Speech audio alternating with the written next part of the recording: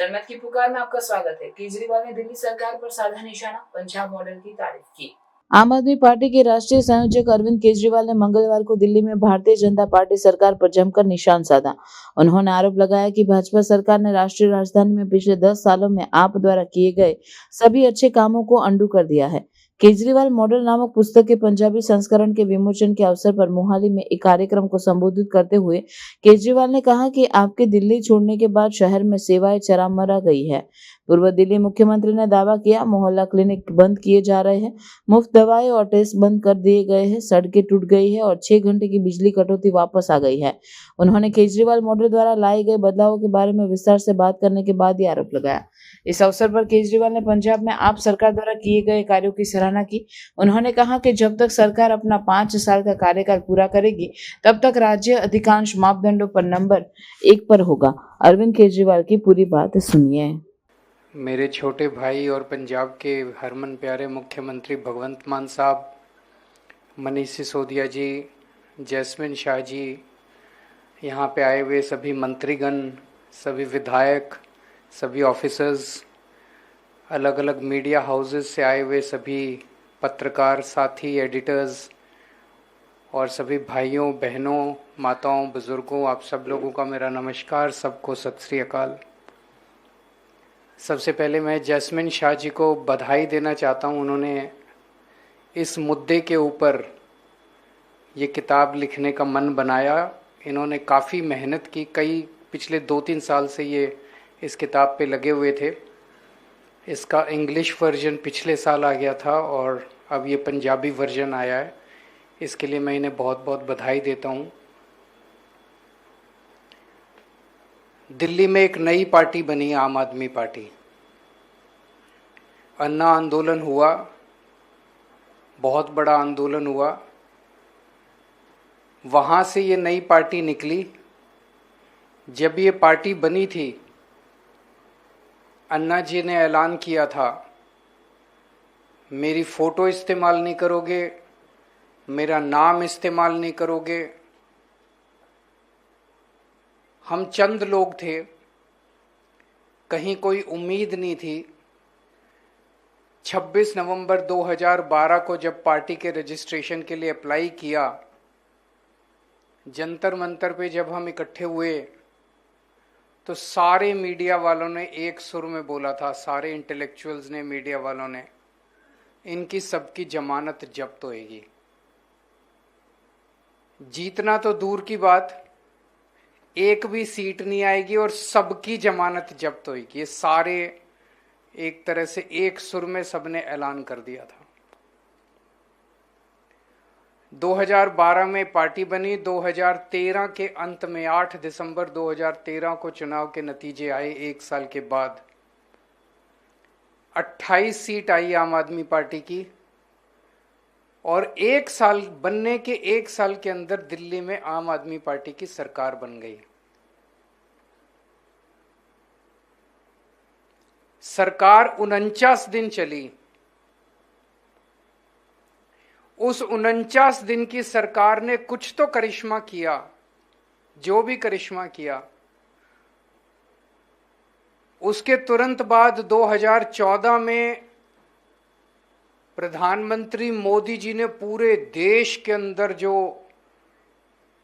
भारी बहुमत अर्जित किया था,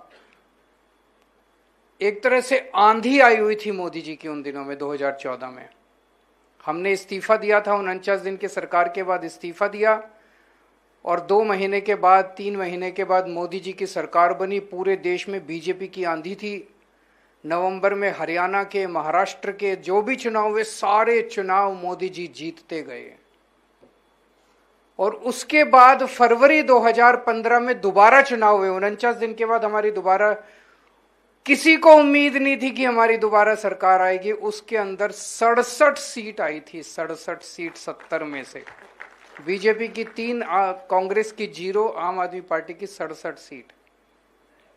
तो एक वो 49 दिन के अंदर कुछ तो किया था, कुछ तो ऐसा करिश्मा किया था कि दिल्ली के लोगों को बहुत पसंद आया और आंधी के अंदर लोगों ने वो उसको भगवान राम के अश्वमेध के घोड़े से कंपेयर किया कि अश्वमेध का घोड़ा चला था लेकिन लव और कुश ने उसको रोक लिया।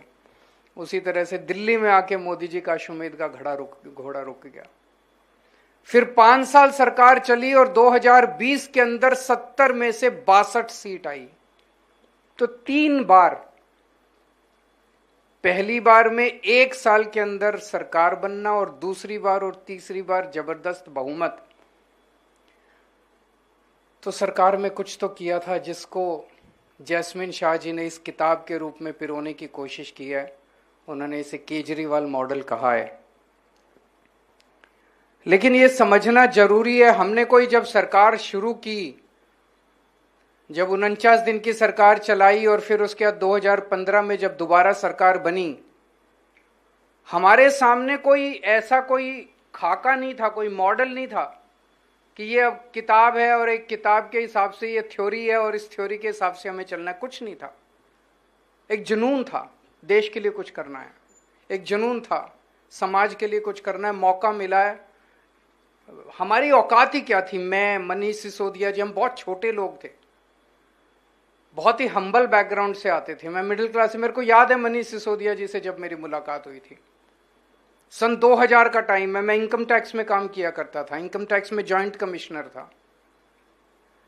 इनकम टैक्स की नौकरी से मैंने इस्तीफा दिया, एक छोटी सी एनजीओ बनाई मैंने परिवर्तन करके, और मैंने नेट पे डाल दिया कि खुद ही एक वेबसाइट बनाई, पैसे नहीं थे मेरे पास, खुद ही एक वेबसाइट बनाई, इंजीनियर हूं, कोडिंग आती थी, वेब पर www.parivartan.com, और वेबसाइट पे उसको लॉन्च कर दिया वेबसाइट को, और उस पर लिखा कि देश से भ्रष्टाचार दूर करने के लिए परिवर्तन से जुड़िए, और वॉलंटियर मैंने इनवाइट किया कि वॉलंटियर बनिए।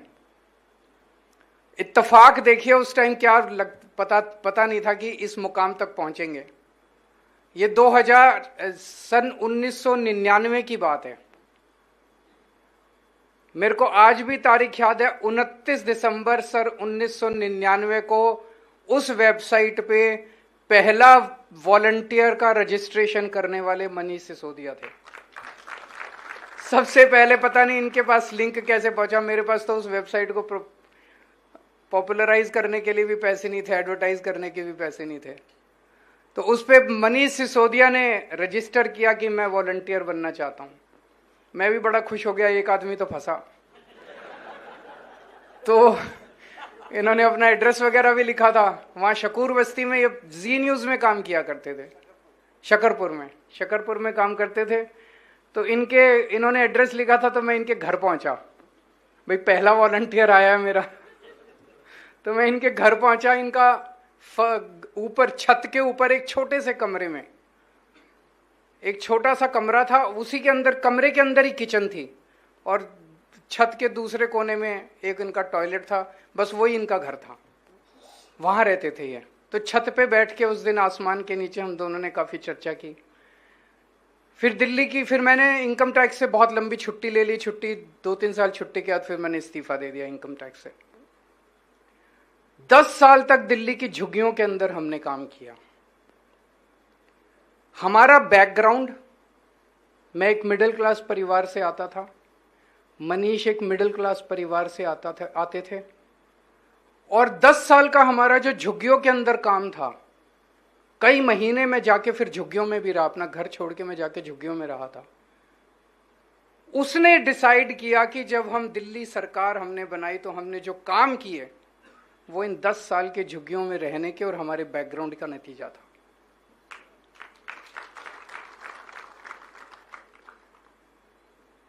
झुग्गियों के अंदर हमने देखा कि किस तरह से सरकारी स्कूल का बुरा हाल है। झुग्गियों के अंदर जितने सरकारी स्कूल थे, बेड़ा गर्क था उनका।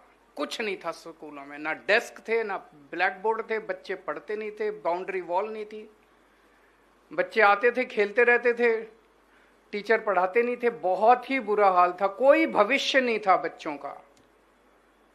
माँ बाप बहुत गरीब थे, प्राइवेट में भेज नहीं सकते थे, थोड़े दिन बच्चों को स्कूल भेजते थे, फिर माँ बाप को लगता था स्कूल भेज के क्या करेंगे, खराब हो रहा है, इसको काम में ही लगा लो। तो बच्चे को भी अपने साथ काम में लगा लेते थे, बच्चा अनपढ़ रह जाता था, फिर बच्चा भी बड़ा होके गरीब बनता था, गरीब का बच्चा गरीब बनता था, और प्राइवेट स्कूल में अमीर भेजते थे, अमीर का बच्चा अमीर बनता था। तो हमें यही लगता था यार, उन दिनों में 60-65 साल हो गए थे आजादी को, कि क्या चल क्या रहा है हमारे देश के अंदर। एक स्कूल ठीक नहीं कर सकती सरकार, 60-65 साल हो गए, स्कूल क्यों नहीं ठीक कर सकती। उतने दिनों में, उन दिनों में प्लानिंग कमीशन ने एक रिपोर्ट निकाली। उन्होंने कहा कि गवर्नमेंट जो है वो स्कूल नहीं चला पा रही, पूरे देश के अंदर सरकारी स्कूलों का बुरा हाल है, तो सरकार स्कूल नहीं चला पा रही, इसीलिए पीपीपी मॉडल के ऊपर सारे सरकारी स्कूलों को अमीरों को दे देने चाहिए, कॉरपोरेट्स को दे देने चाहिए। और उसमें लिखा था कि ये सरकारी स्कूलों में जो जमीन है, जितने सरकारी स्कूलों में जमीन बहुत ज्यादा है, उन्होंने कहा ये जमीन भी उनको हैंड ओवर कर दी जाए, ताकि उस जमीन को इस्तेमाल करके वो कॉरपोरेट स्कूल चला सकें।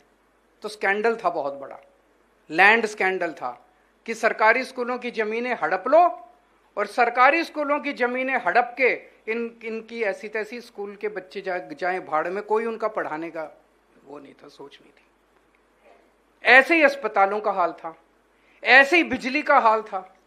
मेरे को याद है 2014 की गर्मियां, जब मोदी जी प्रधानमंत्री बने थे, जून का महीना था, 8-8 घंटे रात को, 8-8 घंटे दिल्ली के अंदर बिजली जाया करती थी। हम 2013 का चुनाव जीते थे बिजली आंदोलन से। 2013 में जब पहली बार हमारी सरकार बनी, उसके पहले पूरे दिल्ली में घूम घूम के मैंने 15 दिन का अनशन किया था। दिल्ली के अंदर 15 दिन का अनशन किया था, क्योंकि हजारों रुपए के लोगों के बिजली के बिल आ रहे थे और लोगों के से बिजली के बिल नहीं भरे जा रहे थे। आज भी वो, मैं खंबे पे चढ़ के जो मैंने तार जोड़े थे, आज भी वो तस्वीर लोगों को याद है। इतने हजारों रुपए के बिल आते थे, लोगों से बिल नहीं भरे जा रहे थे। तो बिजली लोगों की पहुंच के परे थी। पानी के बिल, इतने पानी नहीं आता था, बिल आते थे 15-15 हजार रुपए के, 20-20 हजार रुपए के पानी के बिल आते थे। ये सारी चीजें और ये सारा अनुभव लेके हम सरकार के अंदर एंटर किए थे। तो एक चीज तो ये थी कि यार, एक आम आदमी की जिंदगी थोड़ी सी सहूलियत करनी है, आम आदमी की जिंदगी थोड़ी सहूलियत। तो आम आदमी को क्या चाहिए? बिजली चाहिए, पानी चाहिए, बच्चों को अच्छी पढ़ाई मिल जाए, घर में कोई बीमार हो तो उसका अच्छा इलाज मिल जाए। तो हमने ये जो आजकल हमारे मजाक उड़ाते हैं फ्री बी, ये उसी से, जो हमारा अनुभव था, जो हमारा संघर्ष था, उसी से निकला था। हमने तय किया, उन दिनों में बिजली इतनी महंगी थी और महंगी होती जा रही थी। इसका मतलब तो ये हो गया कि जिसके पास पैसा उसको बिजली मिलेगी, जिसके पास पैसा नहीं उसको बिजली नहीं मिलेगी। ये तो व्यवस्था ठीक नहीं है। अगर कोई गरीब आदमी है, आज बिजली, कोई जैसे खाना खाते हैं ऐसी बिजली इंपॉर्टेंट हो गई है। बिजली के बिना कुछ भी नहीं चलता, घर भी नहीं चलता। बिजली, पंखा, बल्ब, ये तो नेसेसिटी है। तो बिजली हमने तय किया कि 200 यूनिट बिजली हर परिवार को मुफ्त देंगे, 20,000 लीटर पानी हर परिवार को मुफ्त देंगे। हमने तय किया कि स्कूल ठीक करेंगे, अस्पताल ठीक करेंगे। बेसिक नीड्स जो एक आम आदमी की है, वो बेसिक नीड्स सरकार पूरी करे। इस फिलॉसफी से हम लोग सरकार के अंदर एंटर किया। तो हमने जितना, हम तो छोटे लोग हैं, आम लोग हैं, जितना लोगों ने मौका दिया उतना हम लोगों ने काम किया। लेकिन एक चीज है, हवा उल्टी कर दी। जो पहले कहा करते थे कि स्कूल प्राइवेटाइज होने चाहिए, आज वो भी स्कूलों की बात करने लग गए हैं। जो पहले कहते थे कि अस्पताल प्राइवेटाइज होने चाहिए, आज वो भी अस्पतालों की इसकी बात करने लग गए। अस्पतालों की जो बिजली के दाम बढ़ाते थे, आज सारी पार्टियां कहती हैं हमें वोट दो, हम 200 यूनिट बिजली फ्री देंगे। आज सारी पार्टियां कहती हैं हम पानी फ्री देंगे। तो हवा का रुख तो पलटा हम लोगों ने। और जो देश के अंदर राजनीति थी कि सत्ता से पैसा और पैसे से सत्ता, पैसा कमाओ, 5 साल कुछ काम मत करो। सरकार एक ऐसा बड़ा राक्षस बन गई है हमारे देश के अंदर हर जगह। The government is working for its own self, अपने लिए ही काम करती है। सरकार का काम क्या है? अगर आप स्कूल भी प्राइवेटाइज कर दोगे, अस्पताल भी प्राइवेटाइज कर दोगे, बिजली भी महंगी कर दोगे, पानी भी महंगा कर दोगे, वो भी प्राइवेटाइज कर दो, फिर सरकार किस लिए है? टैक्स किस लिए देते हैं? इतना सारा जो टैक्स आता है सरकार के पास, वो किस लिए देते हैं? उन्हीं के लिए, उनके घोड़ा गाड़ी बंगला बस उनके लिए देते हैं। सरकार की कुछ तो जिम्मेदारी होनी चाहिए ना। तो हमारा ये मानना है कि सरकार की जिम्मेदारी कम से कम हर बच्चे को अच्छा शिक्षा देना, हर परिवार को अच्छा इलाज देना, अच्छी बिजली देना, इंफ्रास्ट्रक्चर देना, सुरक्षा देना, न्याय देना, ये सरकार की जिम्मेदारी है। और जो भी सरकार आए वो जनता के लिए काम करे। इस मॉडल की सबसे बड़ी खासियत यह है कि यह मॉडल केवल और केवल ईमानदारी पे चल सकता है, बेईमानी पे यह चल ही नहीं सकता, क्योंकि इतने सारे काम कर रहे हैं। इतने सारे काम करने के लिए पैसा चाहिए, पैसा कहां से आएगा? अगर सरकार भ्रष्टाचार करेगी, अगर सरकार की नीयत खराब है, अगर सरकार पैसा कमाएगी, अगर सरकार चोरी करेगी, डाका डालेगी, मंत्री मुख्यमंत्री चोरी करेंगे, तो ये मॉडल काम नहीं कर सकता। आज पंजाब के अंदर हमारे से पहले वाली सरकारें रोज कहती थी खजाना खाली है, खजाना खाली है, खजाना खाली है, ये भी नहीं हो सकता, ये भी नहीं। हमने स्कूल भी ठीक कर दिया, अस्पताल भी ठीक कर दिए, बिजली भी फ्री कर दी, इतने सारे काम चल रहे हैं आज पंजाब के अंदर। क्यों? क्योंकि भ्रष्टाचार खत्म हो गया, पैसा बचने लग गया। तो एक तरह से सेल्फ वो है, अपने आप ऑटोमेटिक ये है कि अगर सरकार इतने सारे काम कर रही है तो इसका मतलब सरकार ईमानदार है। जैसे ही हमने दिल्ली की सरकार छोड़ी, 3 महीने नहीं हुए, 4 महीने नहीं हुए, आज दिल्ली को आम आदमी पार्टी याद आ रही है। 4 महीने के अंदर बेड़ा गर्क कर दिया बीजेपी की सरकार ने। एक के बाद एक मोहल्ला क्लिनिक बंद करते जा रहे हैं। अस्पतालों में हमने दवाइयां फ्री करी थी, फ्री दवाइयां बंद कर दी, फ्री टेस्ट बंद कर दिए। सारी दिल्ली का बुरा हाल हुआ पड़ा है, सारी सड़कें टूट गई हैं, पूरी चारों तरफ गंदगी गंदगी फैल गई है। बिजली 6-6 घंटे के पावर कट लगने लग गए। पिछले 7 साल से दिल्ली में 1 मिनट का पावर कट नहीं लगा था। पिछले साल जून के महीने में दिल्ली में 50 डिग्री सेंटीग्रेड टेम्परेचर था, 1 मिनट का पावर कट नहीं लगा। आज अभी तो बारिशों का दिन है, अभी भी बिजली के पावर कट लग रहे हैं। तो दिल्ली का बुरा हाल कर दिया इन लोगों ने। इनकी नीयत खराब है। जैसे मैंने कहा कि इससे साफ जाहिर है, इनके सुनने में आता है हर एमएलए ने अपनी दुकान खोल ली है। बीजेपी के हर एमएलए ने वहां पे दिल्ली के अंदर, हर मंत्री ने अपनी दुकान खोल ली है। तो उन्होंने पैसा कमाना है, उनका कोई मकसद नहीं है सुधार करने का। जितने दिन हमारी सरकार रही, हमें काम नहीं करने दिया, उसके बावजूद हमने काम किया। इस पे तो मुझे लगता है गवर्नेंस के ऊपर और एडमिनिस्ट्रेशन के अंदर तो मेरे को नोबेल प्राइज मिलना चाहिए कि एलजी के रहते हुए मैंने कितने सारे काम कर दिया दिल्ली के अंदर। इतनी मुश्किलों के अंदर आपको जान के ताज्जुब होगा, हमने मोहल्ला क्लिनिक बनाए दिल्ली में। 5 मोहल्ला क्लिनिक इनकी बीजेपी की नगर निगम ने बुलडोजर भेज के मोहल्ला क्लिनिक तोड़ दिए इन लोगों ने। क्या मिला इनको? सरकारी मोहल्ला क्लिनिक थे, दिल्ली सरकार के मोहल्ला क्लिनिक नगर निगम ने तोड़ दिए। जिस तरह से इन्होंने परेशान किया, ना काम करेंगे और ना काम करने देंगे, ये इनकी फिलॉसफी है। मैं उम्मीद करता था जब हमने दिल्ली में सरकार संभाली थी, मैं जो मान साहब सिकंदर की कहानी सुना रहे थे, मैं कोई सिकंदर नहीं हूं, ना मुझे कोई सारे चुनाव जीतने का शौक है। मेरा तो ये था कि हम एक मॉडल क्रिएट कर दें, एक उम्मीद जो देश के अंदर खत्म हो गई थी कि सरकारी स्कूल ठीक नहीं हो सकते। प्लानिंग कमीशन कहता था इनको कंपनियों को दे दो, सरकारी अस्पताल ठीक नहीं हो सकते, इनको इसको दे दो। हम वो माइंडसेट चेंज करना चाहते थे कि सरकारी स्कूल भी ठीक हो सकते हैं, अस्पताल भी ठीक हो सकते हैं, नीयत सही चाहिए, बिजली भी ठीक हो सकती है, पानी भी ठीक हो सकता है, सड़कें भी ठीक हो सकती है, सब ठीक हो सकता है। वो हमने करके दिखाया। अगर ये बीजेपी और कांग्रेस वाले, मैंने इनको कितना कहा, मैंने कहा मैं मनीष सिसोदिया भेज देता हूं, तुम्हारे राज्य के स्कूल ठीक कराएगा। मैं बीजेपी को सिखाने को तैयार हूं, कांग्रेस को भी सिखाने को तैयार हूं। हमें नहीं लड़ने चुनाव दूसरे राज्यों में जाके, तुम लड़ लो चुनाव, तुम जीतो, तुम चलाओ सरकार, ठीक काम तो ठीक कर दो। हम तुमको सिखाने के लिए तैयार हैं, लेकिन उनका कोई नियत नहीं है उनके काम करने की, उन्होंने केवल पैसा कमाना है। तो मैं बेहद खुश हूं आज ये हो रहा है। और अब पंजाब में जितनी तेजी से आज काम हो रहा है, मैं समझता हूं कि अगले 5 साल के बाद जैस्मिन शाह पंजाब मॉडल के ऊपर भी एक किताब लिखेंगे और इसी हॉल के अंदर हम आके उसका विमोचन करेंगे। आप सब लोग आए, इतना समय निकाला, इसके लिए बहुत बहुत शुक्रिया।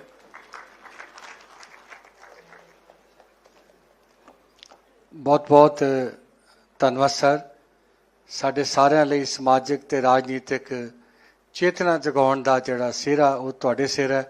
ਔਰ ਮੈਂ ਬੇਨਤੀ ਕਰਾਂਗਾ ਬਲਜੀਤ ਬੱਲੀ ਜੀ ਨੂੰ ਕਿ ਉਹਨਾਂ ਦਾ ਸੁਨੇਹਾ ਸੀ ਕਿ ਉਹ ਕੁਝ ਸਾਡੇ ਨਾਲ ਕੋਈ ਗੱਲ ਕਰਨਾ ਚਾਹੁੰਦੇ ਆ। ਬਲਜੀਤ ਬੱਲੀ ਜੀ ਬਹੁਤ ਸੀਨੀਅਰ ਸਾਡੇ ਕਾਲਮ ਨਵੀਸ ਨੇ, ਐਡੀਟਰ ਨੇ babushahi.com ਦੇ। ਬਲਜੀਤ ਬੱਲੀ ਜੀ। ਨਹੀਂ ਮਾਈਕ हेलो। ਨੇਤਾ ਨਹੀਂ ਨਾ ਹੈਗਾ, ਇੱਥੇ ਹੀ ਠੀਕ ਆ। ਬਹੁਤ ਮੁਬਾਰਕਾਂ ਜੈਸਮੀਨ ਸ਼ਾਹ ਜੀ ਨੂੰ, ਬਹੁਤ ਅੱਛਾ ਨੇ ਚਲੋ ਇੱਕ ਮਾਡਲ ਸਾਹਮਣੇ ਉਹਨਾਂ ਨੇ ਲਿਖਤੀ ਰੂਪ 'ਚ। ਦੇਖੋ ਤੁਸੀਂ ਸਿੱਖਿਆ 'ਚ ਇਹ ਕੰਮ ਕੀਤਾ ਫਲਾਣੇ ਸਾਰੇ ਤਾਂ ਸੁਣਦੇ ਪੜ੍ਹਦੇ ਰਹੇ ਆ, ਪਰ ਇੱਕ ਉਹਨੂੰ ਫਾਰਮੂਲੇਟ ਕਰਕੇ ਕਿਤਾਬ ਦਾ ਰੂਪ ਦਿੱਤਾ ਹੈ। ਉਹਦੇ 'ਤੇ ਕੁਦਰਤੀ ਤੌਰ 'ਤੇ ਬਹੁਤ ਅੱਛਾ ਪਹਿਲ ਕਦਮੀ ਹੈ, ਅੱਛੀ ਹੈ। ਉਹਦੇ ਨਾਲ ਕਿਸੇ ਗੱਲ 'ਤੇ ਕੋਈ ਸਹਿਮਤ ਹੋਵੇ ਨਾ ਹੋਵੇ ਉਹ ਅਲੱਗ ਗੱਲ ਹੈ, ਪਰ ਇੱਕ ਤੁਸੀਂ ਫਾਰਮੂਲੇਟ ਕਰਕੇ ਬਹੁਤ ਅੱਛੀ ਪਹਿਲ ਕਦਮੀ ਹੈ। ਇਹ ਮੈਨੂੰ ਇਹ ਸਵਾਲ ਉੱਠ ਰਿਹਾ ਸੀ ਜਦੋਂ ਤੁਸੀਂ ਕਹਿ ਰਹੇ ਸੀ ਪੰਜਾਬ 'ਚ ਲੱਗੇ ਹੋਏ ਤੇ ਮਾਨ ਸਾਹਿਬ ਬੈਠੇ ਨੇ, ਕੇਜਰੀਵਾਲ ਜੀ ਬੈਠੇ ਨੇ, ਕਿ ਦਿੱਲੀ 'ਚ ਤੁਸੀਂ ਲਾਗੂ ਕੀਤਾ। ਪੰਜਾਬ ਦੇ ਵਿੱਚ ਪੰਜਾਬ ਦੀ ਡੈਮੋਗ੍ਰਾਫੀ ਵੱਖ ਹੈ, ਪਾਪੂਲੇਸ਼ਨ ਦੀ ਬਣਤਰ ਵੱਖ ਹੈ, ਪੰਜਾਬ ਦਾ ਜੀਓਗ੍ਰਾਫੀ ਵੱਖ ਹੈ, ਪੰਜਾਬ ਦਾ ਕਲਚਰ ਵੱਖ ਹੈ।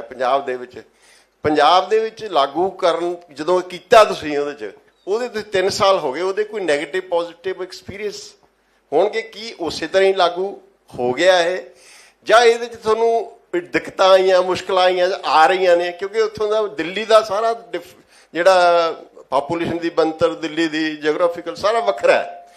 ਤੇ ਮੇਰੇ ਮਨ 'ਚ ਇਹ ਸੀ ਵੀ ਕੀ ਉਹ ਐਜ਼ ਇਟ ਜੀ ਲਾਗੂ ਹੋ ਰਿਹਾ ਜਾਂ ਹੋੜ 'ਚ ਉਹਨਾਂ ਨੂੰ ਮੁਸ਼ਕਲਾਂ ਆ ਰਹੀਆਂ ਕਿ ਇਸ ਤਰ੍ਹਾਂ ਤੁਹਾਨੂੰ ਸਮੂਥਲੀ ਲਾਗੂ ਕਰ ਸਕਦੇ ਨੇ? थैंक यू बली साहब, बड़ा अच्छा क्वेश्चन है। ਜਦੋਂ ਦਿੱਲੀ ਦੇ ਵਿੱਚ ਇਹਨਾਂ ਨੂੰ ਪਹਿਲੇ 10 ਮਹੱਲਾ ਕਲੀਨਿਕ ਬਣਾਉਣ ਨੂੰ ਮੈਨੂੰ ਲੱਗਦਾ ਸਾਲ ਹੀ ਲੱਗ ਗਏ, 1 ਸਾਲ ਲੱਗ ਗਏ, 1 ਸਾਲ ਲੱਗ ਗਿਆ ਜੀ ਪਹਿਲੇ 10 ਮਹੱਲਾ ਕਲੀਨਿਕ ਬਣਾਉਣ। ਇੱਥੇ 1 ਸਾਲ 'ਚ 500 ਬਣਾਤਾ ਜੀ ਅਸੀਂ, ਕਿਉਂਕਿ ਸਿਆਣੇ ਕਹਿੰਦੇ ਆ ਕਿ ਐਕਸਪੀਰੀਅੰਸ ਉਹ ਕੰਗਾ ਹੈ ਜਿਹੜਾ ਬੰਦੇ ਨੂੰ ਉਦੋਂ ਮਿਲਦਾ ਜਦੋਂ ਗੰਜਾ ਹੋ ਜਾਂਦਾ, ਉਦੋਂ ਕੰਗੇ ਦੀ ਲੋੜ ਨਹੀਂ ਰਹਿੰਦੀ। ਇਸ ਕਰਕੇ ਦੂਜੇ ਦਾ ਐਕਸਪੀਰੀਅੰਸ ਵਰਤ ਲਓ ਤਾਂ ਕਿ ਕੰਗਾ ਉਦੋਂ ਮਿਲ ਜੇ ਤੁਹਾਡੇ ਵਾਲ ਹੋਣ ਜਦੋਂ। ਅਸੀਂ ਇਹਨਾਂ ਦਾ ਐਕਸਪੀਰੀਅੰਸ ਵਰਤਿਆ, ਮੁਸ਼ਕਲਾਂ ਸਾਰੀਆਂ ਇਹਨਾਂ ਨੇ ਝੱਲੀਆਂ ਨੇ, ਅਸੀਂ ਤਾਂ ਨਜ਼ਾਰੇ ਹੀ ਲਏ ਨੇ। ਵੀ ਮਹੱਲਾ ਕਲੀਨਿਕ ਚੱਕ ਦਿਓ, ਇੱਥੋਂ ਜਾਂਦਾ ਸੀਗਾ ਜੀਰਕਪੁਰ ਤੋਂ ਉਹ, ਕਿਉਂਕਿ ਦਿੱਲੀ ਜਿਹੜੀ ਆ ਉੱਥੇ ਜਗ੍ਹਾ ਦੀ ਕਮੀ ਹੈ। ਇੱਥੋਂ ਬਣ ਕੇ ਜਾਂਦੀ ਸੀ ਉਹ ਸਰ, ਉਹ ਜਿਹੜੀਆਂ ਉਹਦੀਆਂ ਸਲਾਈਡਸ ਵਗੈਰਾ ਇੱਥੋਂ ਜੀਰਕਪੁਰ ਕੋਲੇ ਫੈਕਟਰੀ ਹੈ, ਇਹ ਉੱਥੇ ਕੋਈ ਜਗ੍ਹਾ ਜੀ ਦੇਖ ਕੇ ਫਿਰ ਐ ਇੱਕ ਟੈਂਪਰੇਰੀ ਜਾਂ ਇਨਫਰਾਸਟ੍ਰਕਚਰ ਖੜਾ ਕਰਦੇ। ਸਾਡੇ ਕੋਲੇ ਜਗ੍ਹਾ ਹੀ ਹੈ, ਸਾਡੇ ਕੋਲੇ ਹਸਪਤਾਲ ਨੇ, ਸਾਡੇ ਕੋਲ ਡਿਸਪੈਂਸਰੀਆਂ ਨੇ, ਪਿੰਡਾਂ 'ਚ ਸੇਵਾ ਕੇਂਦਰ ਨੇ, ਸਾਰਾ ਕੁਝ। ਸਾਨੂੰ ਤਾਂ ਬਸ ਸਿਰਫ ਉਹਨੂੰ ਹਸਪਤਾਲ ਦਾ ਇੱਕ ਰੂਪ ਦੇਣਾ ਸੀਗਾ, ਦਵਾਈਆਂ ਰੱਖਣੀਆਂ ਸੀ, ਡਾਕਟਰ ਦੇਣੇ ਸੀ। ਸੋ ਅਸੀਂ 800 ਡਾਕਟਰ ਸਾਹਿਬ 881 ਹੋ ਗਏ ਜੀ ਹੁਣ। ਇੱਕ ਕੱਲ 200 ਹੋਰ ਤਿਆਰ ਹੈ, 1000 ਹੋ ਜਾਊਗਾ ਜੀ। ਐਸੇ ਤਰ੍ਹਾਂ ਹੀ ਜਿਹੜਾ ਐਂਟੀ ਕਰਪਸ਼ਨ ਮੂਵਮੈਂਟ ਸ਼ੁਰੂ ਇਹਨਾਂ ਨੇ ਕੀਤੀ ਸੀ, ਬੰਦੇ ਅਸੀਂ ਫੜ ਲਏ, ਕਿਉਂਕਿ ਸਾਡੇ ਕੋਲੇ ਤਾਂ ਫੋਨ ਹੀ ਦੇਣਾ ਵੀ ਫੋਨ ਦਿਓ, ਵੀ ਜੇ ਬਾਬੂ ਕੋਈ ਮੰਗਦਾ ਪੈਸੇ ਸਾਨੂੰ ਦੱਸ ਦਿਓ। ਤੇ ਉਹਨਾਂ ਨੇ ਵੀ ਤਰੀਕੇ ਲੱਭ ਲਏ। ਅਸੀਂ ਪਹਿਲਾਂ ਐਡਵਰਟਾਈਜ਼ਮੈਂਟ ਕਰਤਾ ਕਿ ਆਹ ਨੰਬਰ ਹੈ, ਤੁਸੀਂ ਮਨਾ ਨਾ ਕਰਿਓ, ਜੇ ਉਹ ਪੈਸੇ ਮੰਗਦਾ ਤਾਂ ਤੁਸੀਂ ਜੇਬ 'ਚ ਹੱਥ ਪਾ ਕੇ ਫੋਨ ਕੱਢ ਲਿਓ, ਉਹਦੀ ਫੋਟੋ ਖਿੱਚ ਲਓ ਜਾਂ ਵੀਡੀਓ ਬਣਾ ਲਓ, ਸਾਨੂੰ ਭੇਜ ਦਿਓ। ਉਹਨਾਂ ਨੇ ਨਵਾਂ ਤਰੀਕਾ ਕੱਢ ਲਿਆ ਬੱਲੀ ਸਾਹਿਬ, ਉਹਨਾਂ ਨੇ ਦਫ਼ਤਰ ਦੇ ਸਾਹਮਣੇ ਲਿਖਤਾ ਅੰਦਰ ਮੋਬਾਈਲ ਲਿਆਉਣਾ ਸਖਤ ਮਨਾ ਹੈ। ਅਸੀਂ ਫਿਰ ਹੋਰ ਤਰੀਕਾ ਲੱਭ ਲਿਆ। ਅਸੀਂ ਕਿਹਾ ਵੀ ਜਿੱਥੇ ਇਹ ਲਿਖਿਆ ਹੋਇਆ ਜਿਹੜੇ ਦਫ਼ਤਰ 'ਚ ਕਿ ਮੋਬਾਈਲ ਅੰਦਰ ਲਿਆਉਣਾ ਸਖਤ ਮਨਾ ਹੈ, ਅਸੀਂ ਆਟੋਮੈਟਿਕਲੀ ਉਹਨੂੰ ਕਰਪਟ ਹੀ ਮੰਨਾਂਗੇ। ਕਿਉਂ ਮੋਬਾਈਲ ਕਿਉਂ ਲੈ ਕੇ ਜਾ ਸਕਦੇ ਅੰਦਰ ਸਰ? ਕੋਈ ਮਤਲਬ ਰੌਕਟ ਲਾਂਚਰ ਹੈ ਹੋ ਜਾਂ ਕੋਈ ਉਹਦੇ ਨਾਲ ਨੁਕਸਾਨ ਹੋ ਜਾਊਗਾ, ਕਿਉਂ ਲੈ ਕੇ ਜਾ ਸਕਦੇ?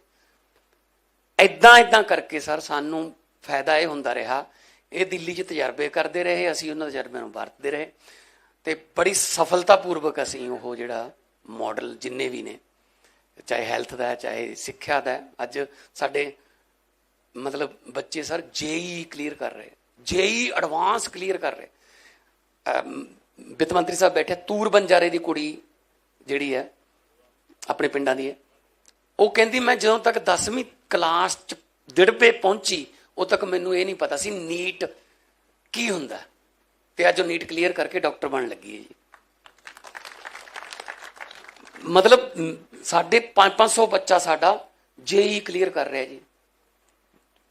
ਕਿੱਥੋਂ ਆ ਗਿਆ ਮਾਡਲ? ਇਹ ਸਰਕਾਰੀ ਸਕੂਲਾਂ ਦੇ ਬੱਚੇ ਨੇ ਜੀ। ਦਿੱਲੀ ਤੋਂ ਆ ਗਿਆ ਜੀ। ਜਿਵੇਂ ਕੇਜਰੀਵਾਲ ਸਾਹਿਬ ਨੇ ਕਿਹਾ ਕੋਈ ਵੋਟਾਂ 'ਚ ਜਿੱਤਣਾ ਹਾਰਨਾ ਇਹ ਚੱਲਦਾ ਰਹਿੰਦਾ ਹੈ, ਪਰ ਇੱਕ ਲਕੀਰ ਖਿੱਚ ਦੇਣਾ ਤੇ ਇੱਕ ਪਹਿਲਾਂ ਤਾਂ ਡੰਡੀ ਬਣਦੀ ਹੈ ਸਰ, ਜਿੱਥੋਂ ਦੀ ਪਹਿਲਾ ਬੰਦਾ ਲੰਘ ਗਿਆ ਉਵੇਂ ਜਿਵੇਂ ਡੰਡੀ ਬਣ ਜਾਂਦੀ ਹੈ, ਬਿੰਗੀ ਵੀ ਹੁੰਦੀ ਹੈ ਉਹ, ਫਿਰ ਪਹਾ ਬਣਦਾ ਸਰ, ਫਿਰ ਸੜਕ ਬਣਦੀ ਹੈ। ਸੋ ਇਹਨਾਂ ਨੇ ਪਹਿਲਾਂ ਪੈੜਾਂ ਪਾਈਆਂ, ਅਸੀਂ ਮਗਰ ਮਗਰ ਸੜਕਾਂ ਬਣਾਤੀਆਂ, ਅਸੀਂ ਮਗਰ ਮਗਰ ਪੈਸੇ ਬਣਾ ਲਏ। ਤੇ ਇਸੇ ਗੱਲ ਦਾ ਫਾਇਦਾ ਨੌਲੇਜ ਸ਼ੇਅਰ ਐਗਰੀਮੈਂਟ ਇੱਕ ਕੀਤਾ ਸੀਗਾ ਜਿਹੜਾ ਦਿੱਲੀ ਸਰਕਾਰ ਨਾਲ, ਕਿ ਸਾਡੇ ਨਾਲ ਜੀ ਨੌਲੇਜ ਸ਼ੇਅਰ ਕਰ ਲਿਆ ਕਰੋ। ਜਿਵੇਂ ਸੀਐਮ ਸਾਹਿਬ ਕੇਜਰੀਵਾਲ ਸਾਹਿਬ ਨੇ ਕਿਹਾ ਕਿ ਅਸੀਂ ਉਹਨਾਂ ਨੂੰ ਦੱਸਣ ਨੂੰ ਤਿਆਰ ਹਾਂ ਕਿ ਯਾਰ ਅਸੀਂ ਦੱਸ ਦਿੰਦੇ ਹਾਂ ਤੁਹਾਨੂੰ, ਕੰਮ ਤਾਂ ਮੁਲਕ ਦਾ ਹੀ ਹੈ ਨਾ, ਅਸੀਂ ਕੋਈ ਆਪਦਾ ਥੋੜੀ ਮਾਡਲ ਲੈ ਕੇ ਬੈਠੇ, ਕੋਈ ਪੇਟੈਂਟ ਰਾਈਟ ਤਾਂ ਨਹੀਂ ਲੈ ਲਏ ਅਸੀਂ। ਸਾਥੋਂ ਪੁੱਛ ਲਓ, SSF ਬਣਾਈ ਜੀ, ਸੜਕ ਸੁਰੱਖਿਆ ਫੋਰਸ, 14 ਬੰਦੇ, ਮੈਂ ਜਦੋਂ ਡਾਟਾ ਕਢਾਇਆ ਸੀਗਾ 14 ਬੰਦੇ ਡੇਲੀ ਮਰਦੇ ਸੀਗੇ ਜੀ ਪੰਜਾਬ 'ਚ on the spot, number 1 Punjab ਸੜਕ ਹਾਦਸਿਆਂ 'ਚ। 14 ਦਾ ਮਤਲਬ ਹੋ ਗਿਆ 14 ਨੂੰ 3 ਮਹੀਨੇ ਨਾ ਕਰ ਲਈਏ ਤਾਂ 450 ਨੂੰ 12 ਨਾ ਕਰ ਲਓ, 5500 ਬੰਦਾ ਮਰ ਜਾਂਦਾ ਸੀਗਾ ਸਰ ਔਨ ਦਾ ਸਪੌਟ। ਅਸੀਂ ਸੜਕ ਸੁਰੱਖਿਆ ਫੋਰਸ ਬਣਾਤੀ, ਉਹੀ ਸੜਕ ਜਿਹੜੀ ਸੁਰੱਖਿਆ ਫੋਰਸ ਹੈ 5000 6000 ਬੰਦਾ ਜੀ PAP ਚੋਂ ਲਿਆ। ਪਹਿਲਾਂ PAP ਚੋਂ ਕੁਆਟਰਾਂ 'ਚ ਬੈਠੇ ਸੀ, ਟ੍ਰੇਨਿੰਗ ਕਰਕੇ ਤੜਕੀ ਫਿਰ ਵੜ ਜਾਂਦੇ ਸੀ ਕੁਆਟਰਾਂ 'ਚ, ਅਸੀਂ ਕਿਹਾ ਬਾਹਰ ਕੱਢ ਲੈਂਦੇ ਇਹਨਾਂ ਨੂੰ, ਉਹਨਾਂ ਨੂੰ ਗੱਡੀਆਂ ਦੇਤੀਆਂ, ਉਹਨਾਂ ਨੂੰ ਟ੍ਰੇਨਿੰਗ ਦੇਤੀ। ਅੱਜ ਭਾਰਤ ਦੀ ਸੰਸਦ ਦੇ ਵਿੱਚ ਟਰਾਂਸਪੋਰਟ ਮਿਨਿਸਟਰ ਗਡਕਰੀ ਇਹ ਕਹਿ ਰਿਹਾ ਕਿ ਹਾਂ ਪੰਜਾਬ ਤੋਂ ਸਿੱਖਣਾ ਚਾਹੀਦਾ, 48% ਡੈਥਾਂ ਮੌਤਾਂ ਘਟ ਗਈਆਂ। ਸਾਥੋਂ ਸਿੱਖ ਲਓ, ਅਸੀਂ ਸਿਖਾ ਦਿੰਦੇ ਹਾਂ। ਹਾਂ ਤੁਸੀਂ ਵੀ ਸਾਨੂੰ ਦੱਸ ਦਿਓ, ਕੋਈ ਕੀ ਪਤਾ ਨੌਲੇਜ ਕਿੱਥੋਂ ਮਿਲ ਜੇ। ਸੋ ਬੜਾ ਅੱਛਾ ਐਕਸਪੀਰੀਅੰਸ ਰਿਹਾ ਸਰ ਇਹ। ਔਰ ਹਾਂ ਹੁਣ ਵੀ ਹੁਣ ਤਾਂ ਕੰਮ ਸਿੱਖ ਗਏ ਨਾ ਜੀ। ਪਹਿਲਾਂ ਤਾਂ ਕਹਿੰਦੇ ਸੀ ਭਗਵੰਤ ਮਾਨ ਆ ਗਿਆ, ਇਹ ਤਾਂ ਇਹ ਸਾਲ ਨਹੀਂ ਚੱਲਦੇ, ਸਾਲ ਤੋਂ ਬਾਅਦ ਕਹਿੰਦੇ ਲੈ ਦੂਜਾ ਸਾਲ ਨਹੀਂ ਕੱਢਦੇ, ਦੂਜਾ ਵੀ ਲੰਘ ਗਿਆ ਜੀ। ਲੈ 3 ਸਾਲ ਤੱਕ ਲਾ ਦੇਣਗੇ, ਖਤਮ ਹੀ ਹੋ ਜੂ ਕੰਮ, ਪਾਰਟੀ ਖਤਮ ਹੋ ਜੂ। ਤੀਜਾ ਵੀ ਲੰਘ ਗਿਆ ਜੀ, ਹੁਣ ਚੌਥਾ ਲੱਗ ਗਿਆ ਜੀ, ਹੁਣ ਉਹ ਆਪ ਖਤਮ ਹੋਏ ਪਏ ਨੇ ਜੀ। ਹੁਣ ਖੋਰਾ ਉਹਨਾਂ ਨੂੰ ਲੱਗ ਰਿਹਾ। ਮਤਲਬ ਤਜਰਬਾ ਤਾਂ ਤਾਈਓ ਹੋਊਗਾ ਜੇ ਕੰਮ ਕਰਨ ਦਾ ਮੌਕਾ ਮਿਲੂਗਾ ਨਾ। ਆਪਣੇ ਦੇਸ਼ ਦੇ ਵਿੱਚ ਪਹਿਲੇ ਐਕਸਪੀਰੀਅੰਸ ਲਿਆਓ। ਐਕਸਪੀਰੀਅੰਸ ਕਿੱਥੋਂ ਲਿਆਈਏ ਯਾਰ, ਕੰਮ ਤਾਂ ਦੇ ਦਿਓ, ਐਕਸਪੀਰੀਅੰਸ ਹੋ ਜਾਊਗਾ। ਕੰਮ ਨੂੰ ਹੀ ਤਾਂ ਐਕਸਪੀਰੀਅੰਸ ਕਹਿੰਦੇ ਹਾਂ ਅਸੀਂ। ਹੁਣ ਤਾਂ ਕੰਮ ਸਿੱਖ ਗਏ ਜੀ, ਤੇ ਹੁਣ ਤਾਂ ਤੁਸੀਂ ਤਾਂ ਆਪਦੀਆਂ ਬਾਬੂਸ਼ਾਹੀ ਰਾਹੀਂ ਖਬਰਾਂ ਵੀ ਛਾਪਦੇ ਹੋ, ਹੁਣ ਤਾਂ ਪੈਨੇ ਆ ਅਸੀਂ ਉਹਨਾਂ ਨੂੰ ਵੀ ਆਓ ਕਰੋ ਗੱਲ, ਕਿਹੜੇ ਹਿਸਾਬ ਨਾਲ ਕਰਨੀ। अच्छा मॉडल है जी और कामयाब मॉडल है। बहुत बहुत धन्यवाद। मेरी अगली बेनती, मैं एक बस कहना चाहता हूँ, देखिए मुल्क तो तरक्की तभी करेगा जब हम एक दूसरे से सीखेंगे। 75 साल तो हो गए, और जैसे मान साहब अपने स्टाइल में बोलते हैं, बिल्कुल सही बोलते हैं कि अमेरिका तो चांद पे जाके प्लॉट काट रहा है और हम अभी भी सीवर के ढक्कन बदलते रह गए। तो समय बहुत बीत चुका है, और ऐसा नहीं कि हमारे पास टैलेंट नहीं है, ऐसा नहीं कि हमारे पास इंटेलिजेंस नहीं है। मैं तो हमेशा ये कहता हूँ कि जो ऊपर वाले ने पृथ्वी बनाई थी तो सबसे इंटेलिजेंट लोग उसने इंडिया में भेजे थे, और सबसे काइयाँ और बदमाश पॉलिटिशियन भी उसने इंडिया में भेजे थे। वो हमारी सबसे बड़ी प्रॉब्लम है। अब दिल्ली में हमने कुछ काम करे, शिक्षा, स्वास्थ्य, ये वो। पंजाब में जो काम चल रहे हैं इस टाइम वो ऐतिहासिक है। हमारे पास पुलिस नहीं थी। यहाँ पे जो नशे के खिलाफ इस टाइम जंग चल रही है, गुजरात में इतना नशा है, हरियाणा में इतना नशा है, दिल्ली में इतना नशा है। अब पंजाब से सीख के बाकी राज्य भी काम कर सकते हैं। पंजाब में 2022 में जब हमने सरकार संभाली, 21% एग्रीकल्चरल लैंड इरिगेटेड थी, सिंचाई केवल 21% खेतों में जाती थी। 70 साल के बाद केवल 21% खेतों में सिंचाई का पानी जाता था। 3 साल में हमने 63% पहुंचा दिया, और अगले साल 31 मार्च तक 95% पंजाब की खेती सिंचाई से होगी। 3 साल में। तो 3 साल में हम कर सकते हैं। तो अभी मैं गुजरात गया हुआ था, वहां पे सभी साथियों, वहां पे खेती सिंचाई से होती नहीं है, जबकि पानी इतना है, वहां पे इतना पानी है, नियत ही नहीं है उनकी। हमने किया, आप भी सीख लो हमसे, हम आपसे सीखेंगे। उन्होंने भी कुछ अच्छे काम कर रखे होंगे, मैं ये नहीं कह रहा हम नहीं करें हैं सारे, तमिलनाडु में भी कुछ किए होंगे, केरला ने भी कुछ किए होंगे। अंदर आपस में एक दूसरे सीखेंगे तो जल्दी मुल्क तरक्की करेगा। ये ऑपोजिशन वाले तो कहते रहते हैं दिल्ली वाले, दिल्ली वाले। अरे दिल्ली वाले क्या, कनाडा वालों से, अमेरिका वालों से, जर्मनी वालों से, जापान वालों से, कहीं से हमें सीखने को मिलेगा। हम पंजाब की तरक्की से वहां के एक्सपर्ट्स लेके आएंगे। हमें तो पंजाब की तरक्की चाहिए यार। मेरी अगली बेनती जी न्यूज़ तो दीपक ਧਮਾਨ जी ਨੂੰ कि वो अपना ਜਿਹੜਾ विचार है वो साझा ਕਰਨ।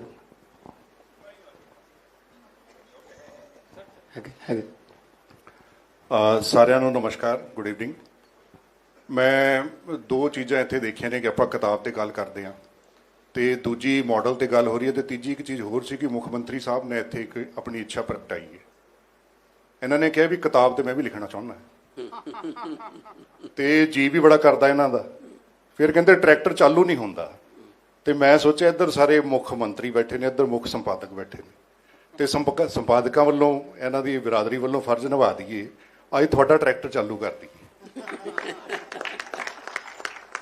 ਮੈਂ ਇਹ ਦੇਖ ਰਿਹਾ ਸੀ ਸਾਹਮਣੇ ਕਿ ਆ ਜਿਹੜੀ ਕਿਤਾਬ ਹੈ, ਇਹਦਾ ਜਿਹੜਾ ਟਾਈਟਲ ਹੈ, ਇਹਦੇ ਵਿੱਚ ਕੇਜਰੀਵਾਲ ਮਾਡਲ ਲਿਖਿਆ ਹੈ, ਬਾਕੀ ਲਿਖਿਆ ਵਿਕਸਿਤ ਭਾਰਤ ਦੇ ਆ ਨਿਰਮਾਣ, ਤੇ ਫਿਰ ਲਿਖਿਆ ਨਵਾਂ ਨਕਸ਼ਾ, ਤੇ ਥੱਲੇ ਲਿਖਿਆ ਜੈਸਮੀਨ ਸ਼ਾਹ। ਮਾਨ ਸਾਹਿਬ ਉੱਪਰ ਕੇਜਰੀਵਾਲ ਜਿੱਥੇ ਲਿਖਿਆ ਉੱਥੇ ਤੁਹਾਨੂੰ ਕੇਜਰੀਮਾਨ ਕਰਨਾ ਪੈਣਾ। ਜੋ ਤੁਸੀਂ ਇਸ ਮਾਡਲ ਨੂੰ ਪੰਜਾਬ 'ਚ ਉਹਨਾਂ ਦੇ ਤਜਰਬੇ ਲੈ ਕੇ ਕੇਜਰੀਮਾਨ ਕਰਨਾ ਪੈਣਾ ਟਾਈਟਲ। ਅੱਛਾ ਟਾਈਟਲ ਹੈ। ਤੇ ਉਸ ਤੋਂ ਅੱਗੇ ਜਿਹੜਾ ਤੁਸੀਂ ਵਿਕਸਿਤ ਭਾਰਤ ਹੈ, ਇੱਥੇ ਵਿਕਸਿਤ ਪੰਜਾਬ ਆਊ, ਤੇ ਉਸ ਤੋਂ ਥੱਲੇ ਜਿਸ ਟਾਈਮ ਆਪਾਂ ਜਾਵਾਂਗੇ ਜੈਸਮੀਨ ਸ਼ਾਹ, ਤੇ ਉਹਦੇ ਨਾਲ ਇੱਕ ਛੋਟੀ ਜਿਹੀ ਗੱਲ ਜੀ, ਬਸ ਉੱਥੇ ਆ ਰਿਹਾ ਮੈਂ, ਇੱਕ ਤੁਹਾਨੂੰ ਉੱਥੇ ਜੈਸਮੀਨ ਸ਼ਾਹ ਦੇ ਨਾਲ ਦੀਪਕ ਬਾਲੀ ਜੋੜਨਾ ਪਊ। ਸ਼ੁਕਰ ਹੈ ਅਮਿਤ ਸ਼ਾਹ ਨਹੀਂ ਕਿਹਾ। ਨਾ ਅਮਿਤ ਸ਼ਾਹ ਨਹੀਂ। ਤੇ ਕਹਾਣੀਆਂ ਤੁਹਾਡੇ ਕੋਲ ਇੰਨੀਆਂ ਨੇ, ਕਿਉਂਕਿ ਤੁਸੀਂ ਸ਼ਾਇਦ, ਮੈਨੂੰ ਹਜੇ ਆਪਣੀ ਉਮਰ 'ਚ ਤਾਂ ਮੈਂ ਵੇਖਿਆ ਨਹੀਂ ਕਿ ਜ਼ਮੀਨ ਦੇ ਨਾਲ ਜੁੜਿਆ ਹੋਇਆ ਕੋਈ ਬੰਦਾ ਮੁੱਖ ਮੰਤਰੀ ਬਣਿਆ ਹੋਵੇ ਤੇ ਉਹਨੂੰ ਜ਼ਮੀਨੀ ਹਕੀਕਤ ਦਾ ਪਤਾ ਹੋਵੇ। ਤੇ ਉਸ ਤੁਹਾਡੀ ਅੱਖਾਂ 'ਚ ਅੰਜੂ ਆ ਗਏ ਸੀ, ਲੇਕਿਨ ਉਹਦੇ ਇਹ ਹਰੇਕ ਕਿਸੇ ਦੇ ਨਹੀਂ ਆਉਂਦੇ, ਇਹ ਉਹਦੇ ਨਿਕਲਦੇ ਨੇ ਜਿਹਨੂੰ ਤਕਲੀਫ ਦਾ ਪਤਾ ਹੁੰਦਾ। ਤੇ ਮੈਂ ਸੋਚ ਰਿਹਾ ਜਿਸ ਟਾਈਮ ਕੇਜਰੀਵਾਲ ਸਾਹਿਬ ਕਹਿ ਰਹੇ ਨੇ ਕਿ ਵੀ ਇੱਥੇ ਵਿਸ਼ਾ ਹੀ ਇੰਨੇ ਵਿਸ਼ੇ ਨੇ ਜੈਸਮੀਨ ਜੀ, ਕਿ ਤੁਸੀਂ ਤੇ ਹੁਣ ਤੱਕ ਜਿਹੜੀ 10 ਸਾਲ ਉੱਥੇ ਲਾਤੇ ਖੋਜ 'ਚ, ਇੱਥੇ ਤੁਹਾਡੇ ਲਈ ਆਲਰੇਡੀ ਸਾਰੇ ਤਿਆਰ ਪਏ ਨੇ, ਸੀਵਰੇਜ ਦੇ ਢੱਕਣ, ਆਪਣਾ ਸ਼ਮਸ਼ਾਨ ਘਾਟ ਦੇ ਮੁਰਦੇ, ਉਸ ਤੋਂ ਬਾਅਦ ਦੀਆਂ ਬੜੀਆਂ ਸਾਰੀਆਂ ਚੀਜ਼ਾਂ ਨੇ ਜਿਹੜੀ ਕੇਜਰੀਵਾਲ ਸਾਹਿਬ ਦੱਸਦੇ ਸੀ। ਤੇ ਸਵਾਲ ਇਹ ਹੈਗਾ ਹੈ ਕਿ ਇਸ ਕਿਤਾਬ ਦੇ ਵਿੱਚ ਜਿਸ ਟਾਈਮ ਤੁਸੀਂ ਸਾਰੀ ਆਪਣੀ ਰਿਸਰਚ ਤੇ ਡਾਟਾ ਦੇ ਨਾਲ ਲਿਖੋਗੇ, ਕਿਆ ਸਾਨੂੰ ਇਹ ਦੇਖਣ ਨੂੰ ਮਿਲੇਗਾ ਕਿ ਪੰਜਾਬ ਹੁਣ ਫੇਰ ਇੰਡਸਟਰੀ ਦੇ ਵਿੱਚ ਨੰਬਰ 1 ਹੋ ਗਿਆ ਹੈ? ਹੁਣ ਕੋਈ ਐਮਪੀ ਤੋਂ ਇੱਥੇ ਆ ਕੇ ਮੁੱਖ ਮੰਤਰੀ ਪੰਜਾਬ ਦੀ ਇੰਡਸਟਰੀ ਨੂੰ ਉੱਥੇ ਨਹੀਂ ਲੈ ਕੇ ਜਾ ਰਿਹਾ? ਕਿਆ ਪੰਜਾਬ ਦੇ ਵਿੱਚ ਹੁਣ ਜਿਹੜਾ ਨਸ਼ਾ ਹੈਗਾ ਉਹ ਮੁੱਕ ਗਿਆ? ਤੇ ਜਿਸ ਟਾਈਮ ਤੁਸੀਂ ਇਹ ਉਸ ਕਿਤਾਬ ਦਾ ਐਡੀਸ਼ਨ ਕਦ ਆਏਗਾ, ਤੇ ਅਸੀਂ ਸਾਰੇ ਜਿਹੜਾ ਕੇਜਰੀਵਾਲ ਸਾਹਿਬ ਨੇ ਇੱਛਾ ਪ੍ਰਗਟਾਈ ਹੈ, ਉਸ ਕਿਤਾਬ ਦਾ ਇੱਥੇ ਜਿਹੜਾ ਜੇ ਲੋਕ ਅਰਪਣ ਅੱਜ ਹੋ ਰਿਹਾ ਹੈ, ਉਹ ਲੋਕ ਦਰਪਣ ਕਦ ਬਦਲੂਗਾ? अगली भी पंजाबी में लिखेगा। नहीं, पंजाबी में लिख पाऊंगा कि नहीं उसकी गारंटी नहीं है, लेकिन इतना मैं कह सकता हूं कि 10 साल के कामों के बाद मैंने जब सोचा कि दिल्ली मॉडल पे किताब लिखनी चाहिए, इतना मैं मुझे लग रहा है, पूरी विश्वास है मेरी गारंटी है कि पंजाब में 5 साल से ज्यादा हमें नहीं लगना, जिसके बाद हम एक किताब लिख पाएंगे कि पंजाब में हमने कैसे, कहां पंजाब था और कहां पंजाब को हमने पहुंचा दिया। बहुत बहुत शुक्रिया। बहुत शुक्रिया। ਮਿਹਰਬਾਨੀ ਧਮਾਨ ਸਾਹਿਬ, ਬਹੁਤ ਬਹੁਤ ਧੰਨਵਾਦ। ਔਰ ਆਪਾਂ ਸਾਰੇ ਪੰਜਾਬ ਦੇ ਵਾਸੀ ਜਿਹੜੇ ਆ, ਭਲਾ ਚਾਹੁਣ ਵਾਲੇ ਆ, ਸਰਬੱਤ ਦਾ ਭਲਾ ਮੰਗਣ ਵਾਲੀ ਬਾਣੀ ਪੜ੍ਹਦੇ ਆ ਦਿਨ ਰਾਤ, ਲੱਖਾਂ ਸਪੀਕਰਾਂ ਚੋਂ ਸਵੇਰੇ ਸ਼ਾਮ ਅਰਦਾਸਾਂ ਹੁੰਦੀਆਂ। ਸੋ ਪੰਜਾਬ ਬਲੈਸਡ ਧਰਤੀ ਹੈ ਸਰ, ਆਸ਼ੀਰਵਾਦ ਪ੍ਰਾਪਤ ਧਰਤੀ ਹੈ, ਤੇ ਪੰਜਾਬ ਦਾ ਇਹ ਹਾਲ ਹੋਣਾ ਨਹੀਂ ਚਾਹੀਦਾ ਸੀ, ਜੋ ਪੰਜਾਬ ਡਿਜ਼ਰਵ ਨਹੀਂ ਕਰਦਾ ਇਹ ਜੋ ਇਹਦੇ ਨਾਲ ਹੋਇਆ ਪੰਜਾਬ ਨਾਲ। ਭਾਵੇਂ ਜਿਨ੍ਹਾਂ ਨੇ ਮਰਜ਼ੀ ਕੀਤਾ, ਮੈਂ ਉਹ ਲੰਬੀਆਂ ਗੱਲਾਂ 'ਚ ਨਹੀਂ ਪੈਣਾ ਚਾਹੁੰਦਾ, ਪਰ ਪੰਜਾਬ ਪਹਿਲਾਂ ਕੁਐਸਚਨ ਹੁੰਦਾ ਸੀਗਾ ਪੂਰੇ ਦੇਸ਼ ਦੇ ਸਿਲੇਬਸ 'ਚ, ਭਾਰਤ ਦਾ ਸਬਸੇ ਵਿਕਸਿਤ ਰਾਜ ਕੌਣ ਸਾ ਹੈ, ਉਹਦਾ ਸਹੀ ਜਵਾਬ ਹੁੰਦਾ ਸੀ ਪੰਜਾਬ, ਪੂਰੇ ਨੰਬਰ ਮਿਲ ਜਾਂਦੇ ਸੀ ਸਰ। ਹੁਣ ਸਰ ਪੰਜਾਬ ਕਿਤੇ ਨੇੜੇ ਤੇੜੇ ਵੀ ਨਹੀਂ ਰਿਹਾ। 19वें 18वें 29वें, मतलब एजुकेशन 2017 में 29वें नंबर पे थे सर। इसका मतलब इतने तो हमारे कंट्री में राज्य भी नहीं है, इसका मतलब यूटी भी अलग, चंडीगढ़ भी आगे होगा, गोवा दमन दीव वो भी आगे होगा हमसे। अब हम नंबर 1 बन गए सर। तो पंजाब में टैलेंट की कमी नहीं है, पंजाब में कुर्बानियों की कमी नहीं है। पंजाबियों को ये सिखाने की जरूरत नहीं है कि देशभक्ति क्या होती है। हमने लड़ाइयां लड़ी, गुरु साहब के टाइम से लड़ाइयां लड़ी, असी लड़ाइयां लड़ के असी देश आजाद कराया, ते असी अज देश की आजादी वास्ते भी असी खड़े हैं।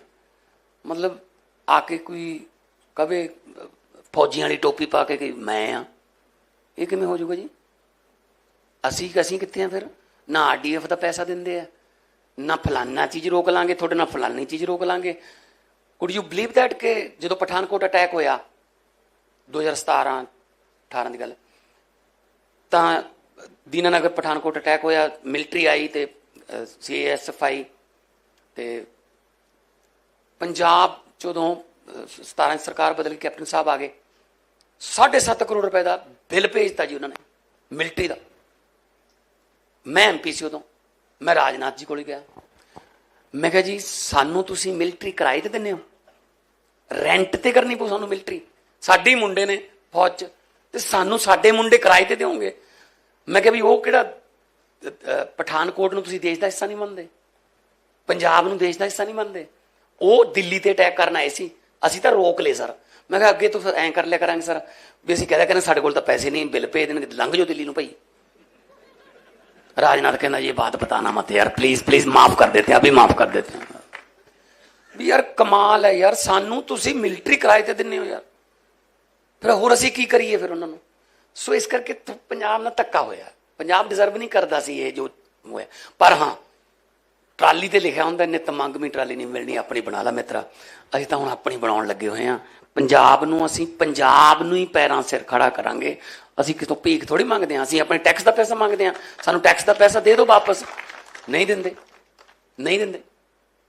फिर वो कहते कर्जा ले लिया जी फलाना, यूपी ते कितना कर्जा जी, गुजरात ते कितना कर्जा जी, अपने देश ते कितना कर्जा जी। वो नहीं 50 कर्जा ला रहा, 50 तक कर्जा ही करता, मोड़ांगे ताइयों देखांगे। ਜਿਹੜੇ ਬੰਦੇ ਸਿਰ ਕਰਜ਼ਾ ਹੋਵੇ ਨਾ 90 ਸਾਲ ਤੋਂ ਘੱਟ ਮਰਦਾ ਨਹੀਂ ਉਹ, ਕਿਉਂਕਿ ਉਹਦੇ ਵਾਸਤੇ ਦੁਆਵਾਂ ਹੀ ਬਹੁਤ ਕਰਦੇ, ਅਗਲਾ ਕਹਿੰਦਾ ਇਹ ਬਚਿਆ ਰਹੇ ਯਾਰ, ਪੰਜਾਬ ਬਸਦਾ ਰਹੂਗਾ। बहुत बहुत धन्यवाद जी साਰਿਆਂ ਦਾ। मैं बस ये कह रहा था जो आप कह रहे थे, पहली चीज तो 5 साल के बाद जब जैस्मिन शाह या कोई और किताब लिखेंगे तो वो बिल्कुल नई होगी, उसका नाम भी नया होगा, उसका वो भी सब कुछ नया होगा। और जिस स्पीड से अब काम हो रहा है, मैं कोई ये एरा गैरा स्टेटमेंट नहीं दे रहा, 3 साल के अंदर पंजाब आज नंबर 1 हो गया शिक्षा में पूरे देश के अंदर। 21% से 63% पे इरिगेशन पहुंच गई 3 साल के अंदर। नशों के खिलाफ जबरदस्त युद्ध चल रहा है। बिजली के लिए हमने टारगेट 1 साल रखा है कि 1 साल में बिजली 0 पावर कट स्टेट बन जाएगा पंजाब भी। जैसे दिल्ली में कोई पावर कट नहीं लगता था, दिल्ली पंजाब के अंदर भी हमने, मैं समझता हूं 5 साल में आपके मोस्टली पैरामीटर्स में पंजाब देश का नंबर 1 सूबा होगा, ऐसा हमारा दिल कहता है। अगर आपने हमारा अभी तक चैनल सब्सक्राइब नहीं किया है तो कृपया चैनल सब्सक्राइब कर लें, लाइक करें, शेयर करें, कमेंट करें। तो मिलते हैं फिर किसी और खबरों के साथ। नमस्कार।